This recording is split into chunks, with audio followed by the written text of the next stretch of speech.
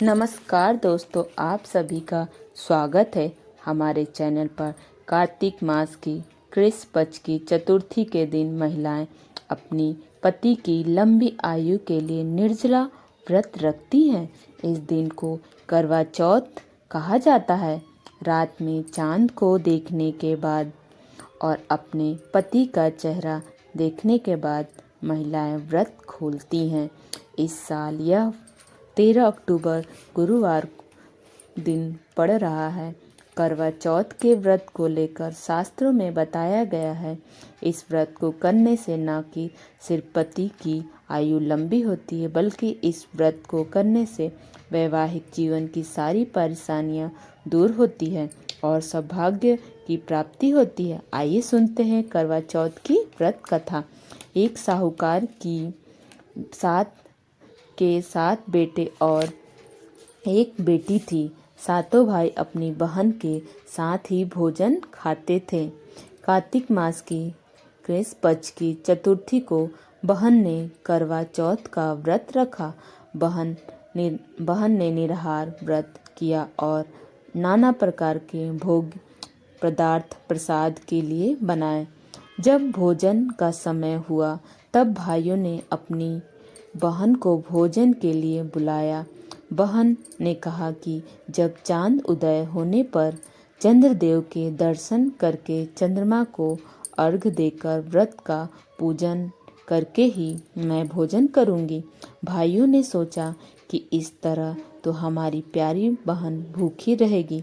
इस कारण एक भाई ने एक हाथ में दिया लिया और एक हाथ में छन्नी ली और शाम के समय एक ऊंचे पेड़ पर चढ़ गया और दिया जलाकर छन्नी से ढक दिया और स्वयं छिप गया।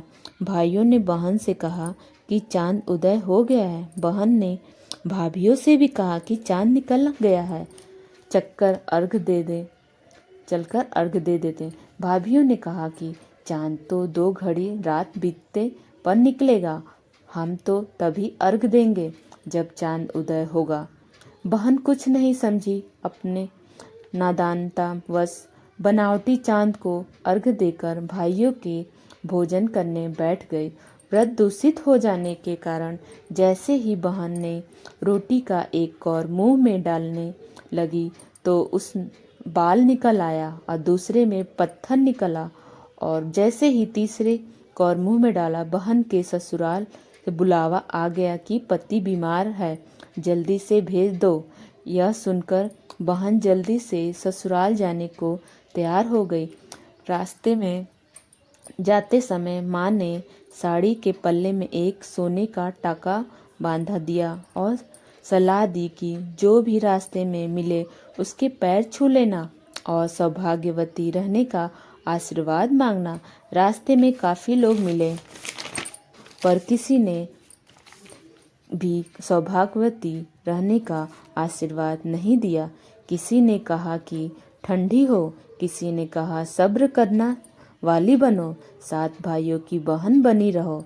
ससुराल पहुंची तब वहां पर दरवाजे पर ननद खड़ी थी। बहन से अपनी ननद के पैर छुए तब ननद ने कहा कि सुपुत्री हो, 7 पुत्रों की माता हो और तेरे भाइयों को सुख मिले।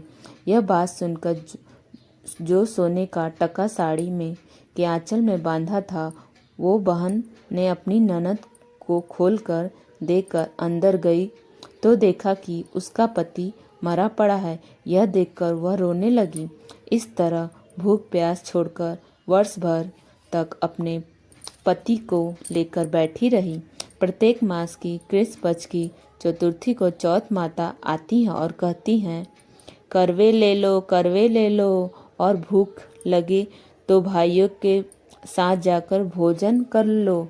इस तरह कहते कहते अश्विन मास अर्थात कुवार मास के चौथ माता आई और कहने लगी कि बहन, तुम्हारे ऊपर चौथ माता नाराज हुई हैं, वही तुम्हारी सुहाग तुम्हें वापस देंगी।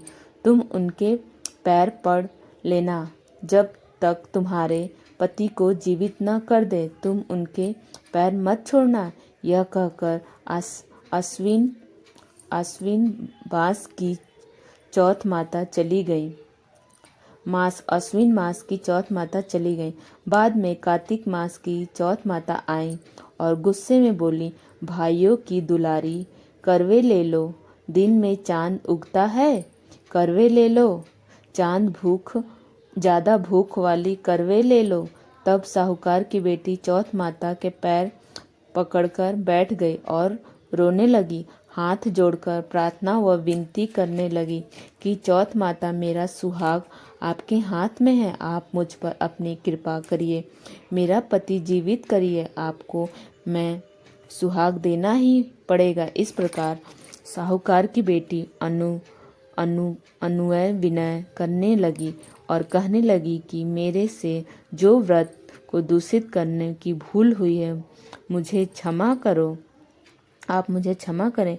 चौथ माता साहूकार की बेटी पर प्रसन्न हो गई और अपनी आँखों से काजल, नाखूनों से मेहंदी और मांग से सिंदूर दिया।